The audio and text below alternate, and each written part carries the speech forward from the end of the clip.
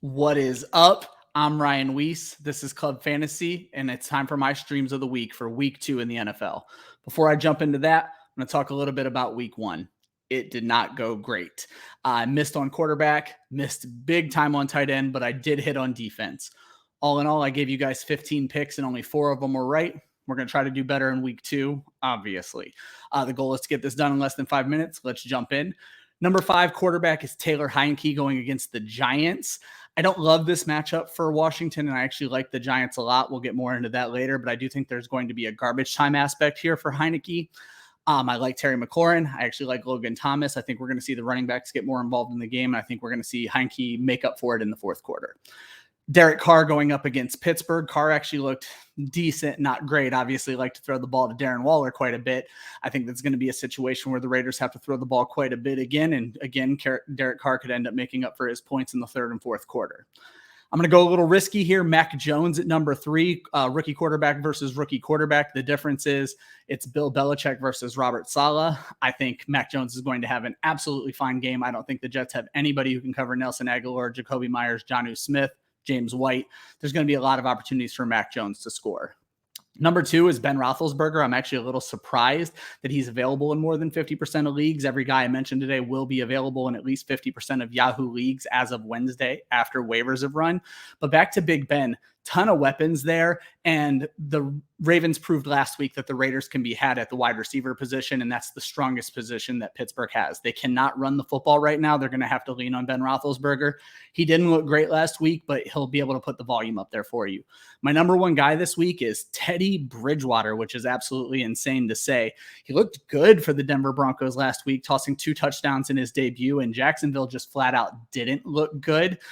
If Tyrod Taylor can beat the Jacksonville Jaguars, Teddy Bridgewater can beat the Jacksonville Jaguars. I'm not concerned with the Jerry Jeudy injury.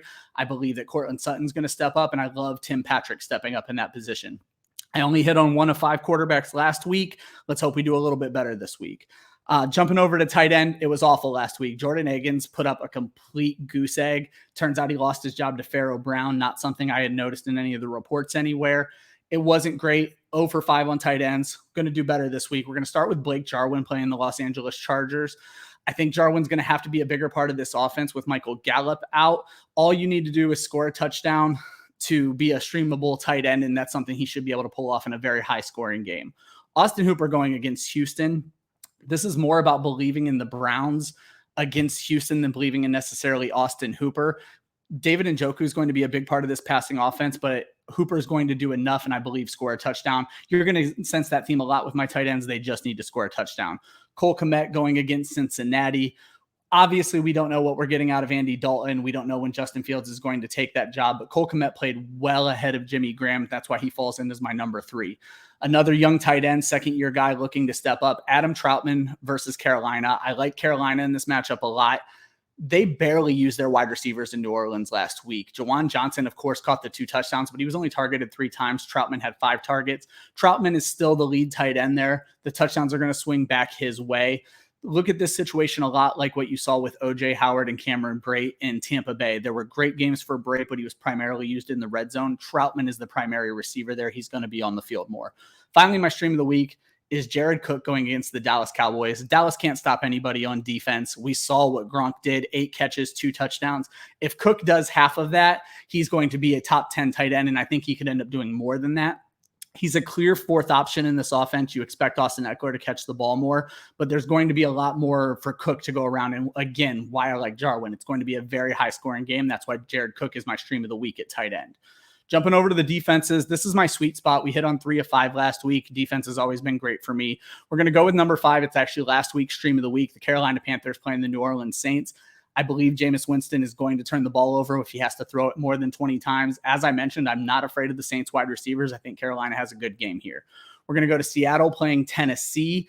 Tennessee doesn't look great. I believe there's some issues with Ryan Tannehill coming back off of this COVID list. Julio Jones has gotten himself in the doghouse. Seattle's going to put up enough points that Tennessee's not going to be able to rely on Derrick Henry. You could see some more turnovers and sacks there. My surprise, almost the stream of the week candidate, the Cincinnati Bengals playing the Bears. The Bears offense, all in all, outside of David Montgomery, did not look great. They weren't using Allen Robinson properly. They don't look good at quarterback if they're not going to put Justin Fields in the game. Cincinnati played very well against Minnesota, and I think we see that carry on this week as well against the Chicago Bears. Another one that is going to scare you a little bit, especially after what we saw last week, the Green Bay Packers playing Detroit. Don't forget that before Detroit had that miraculous fourth quarter comeback where everything fell their way, San Francisco was beating them down. The Packers defense is better than what it looked last week, and I believe they're going to prove that in Detroit this week. I'm expecting a huge bounce back from Aaron Rodgers. It's going to put a lot of pressure on Detroit, and I don't think they're going to stand up to that pressure. Finally, my stream of the week, Thursday night, the New York Giants playing the Washington football team. I mentioned Heinke, and I do think it's going to be garbage time. I also think there are going to be sacks and turnovers, and you'll learn from me very quickly. That's how I think you get your points on fantasy defense. I think the Giants are going to be able to outplay Washington in almost every aspect of the game as long as Daniel Jones can protect the ball on offense, because Washington also has a great defense. But the Giants are available in more than 50% of leagues. I think it was close to 80% the last time I looked. And I believe they're going to end up being a top 10 fantasy defense this week that you can grab off of probably free agency right now. You don't even have to dip into your waivers.